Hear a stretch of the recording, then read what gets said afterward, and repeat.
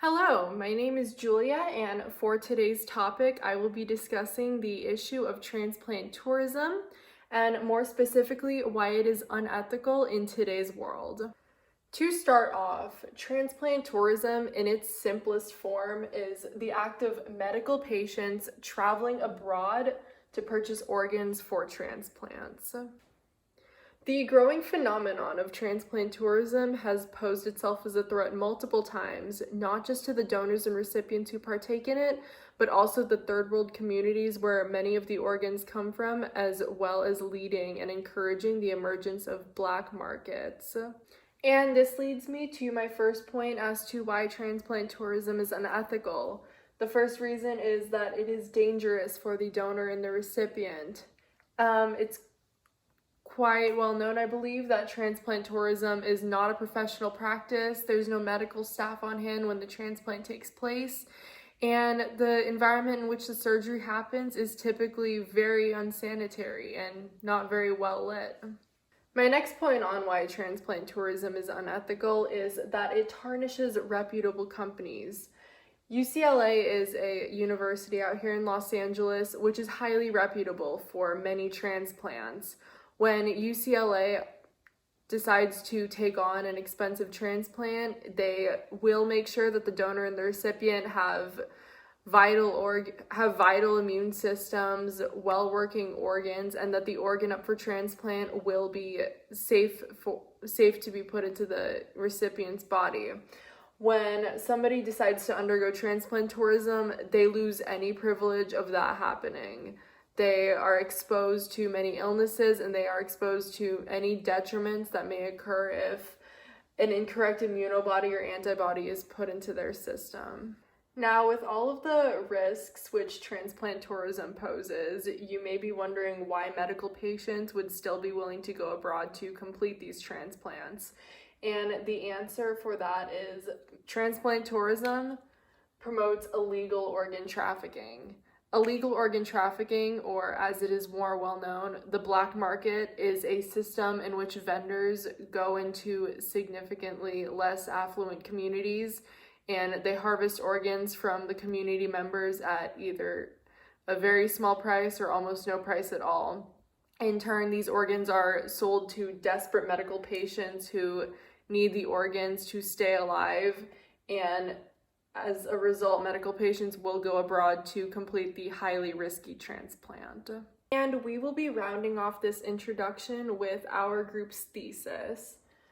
Transplant tourism should be banned because it is dangerous for both the donor and the recipient. It ruins the legitimacy of actual transplant organizations, and it promotes organ trafficking on the black market.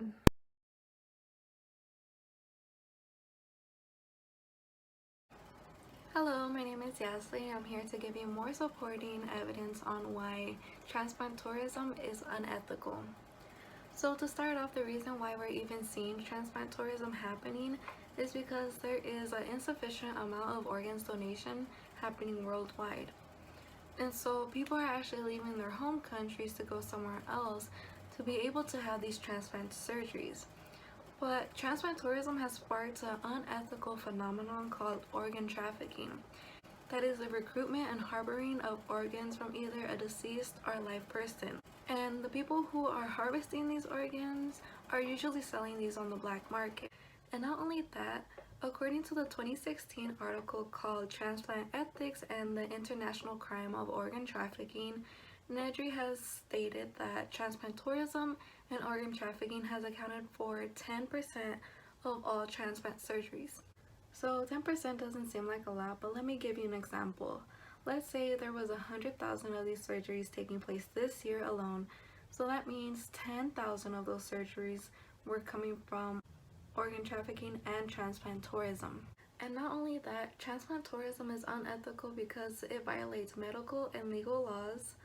It also violates the human health and personal freedom. It also encourages inhumane torture.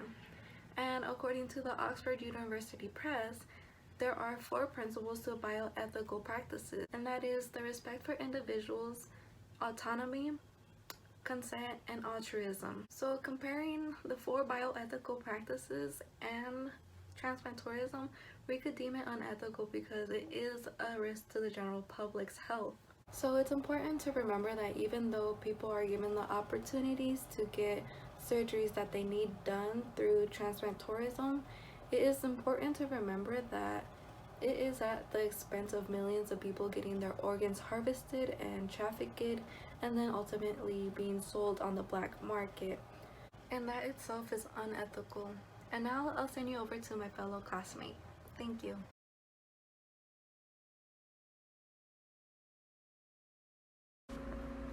For both ethical and medical reasons, transplant tourism should be illegitimized. It violates basic human rights and dignity by not allowing either the donor or the recipient to have a clean, sterile environment or proper medical checks during the transplant process.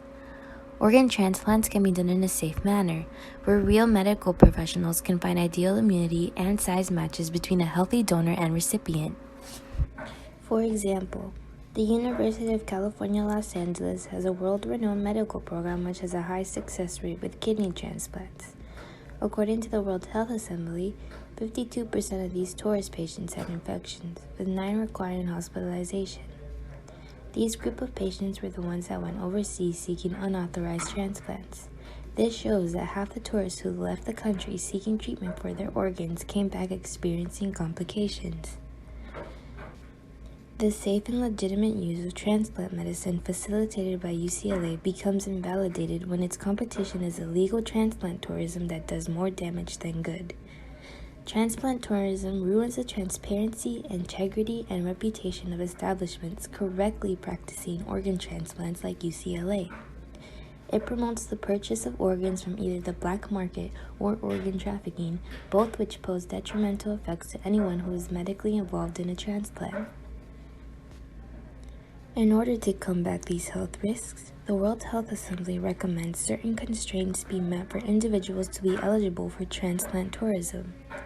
These constraints include having citizenship in the country being traveled to, having family who is a citizen in need of an organ in the country being traveled to, or for that individual to be a part of a multilateral organ sharing program that the states are allowed to travel in order to receive treatment.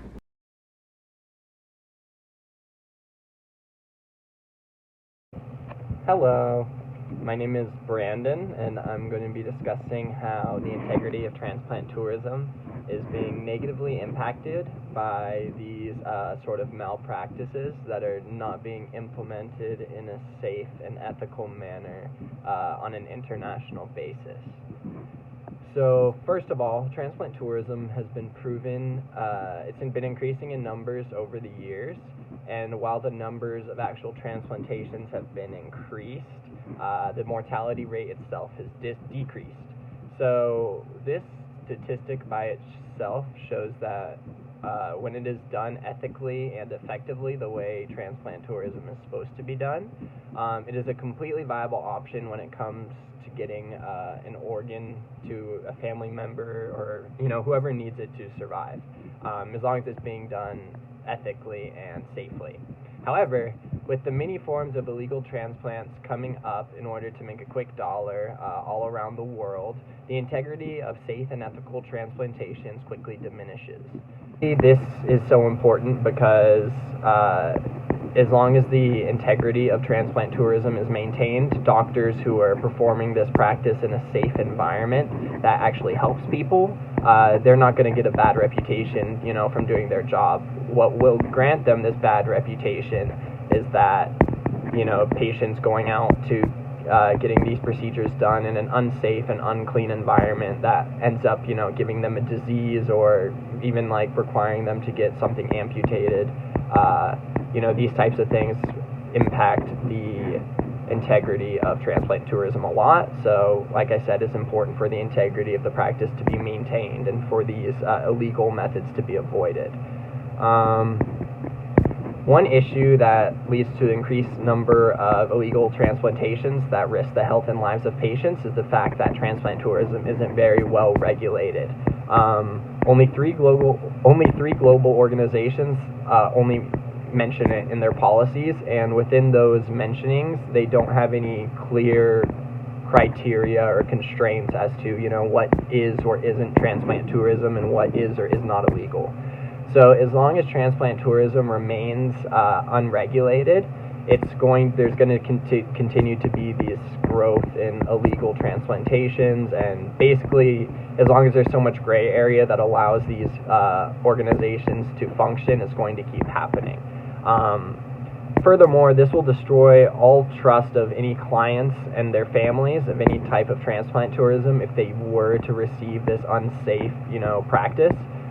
Just because, one bad experience, as traumatic as that, they're not going to trust any doctor, let alone one that might actually be a safe and effective doctor in their eyes after transplantation has been ruined by someone off the black market or something like that.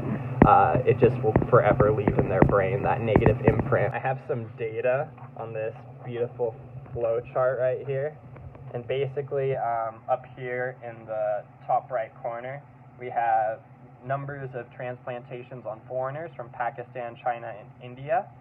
And basically, these people who were foreigners and received transplants in an unsafe or unethical manner, they were all proven to have things after the fact that diminished their health, and that these patients were now suspended from their local transplant lists as well, and basically that makes it so they are unable to donate in their own country now just because they deemed it unsafe. And then over here is just some statistics about basically 3 more countries that had transplantations in their country, and each of them had a 60% higher rate or above of the patient's health being worse after the fact, after the transplantation.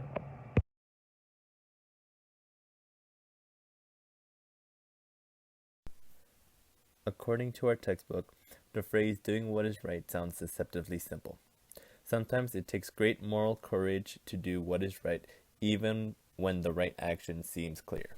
Transplant tourism is considered by many to be a major gray area when it comes to the ethics, values, and morals people and society may have as a whole. Values are defined as the beliefs about what is right and what is wrong and what is important in life.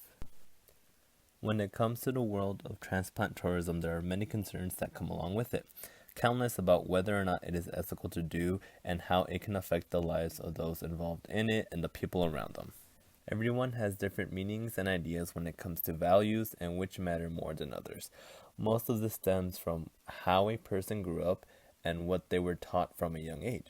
However, over time, people learn and shape their core values and beliefs with life experiences and individual growth. Ethics can be described as principles of right conduct or a system of moral values.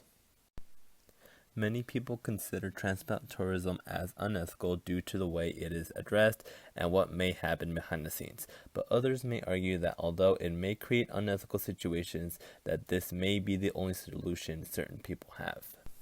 Moral reasoning plays a major role when it comes to considering transplant tourism.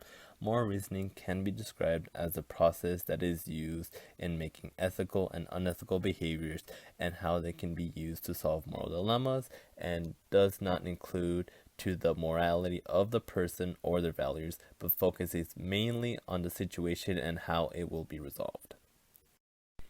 Moral justification is another key element when talking about transplant tourism. Moral justification is a way many people may use to try to justify the transplant tourism. Although transplant tourism can be seen as immoral on all accounts, some will find a reasoning for it and will label it as being used for a higher purpose.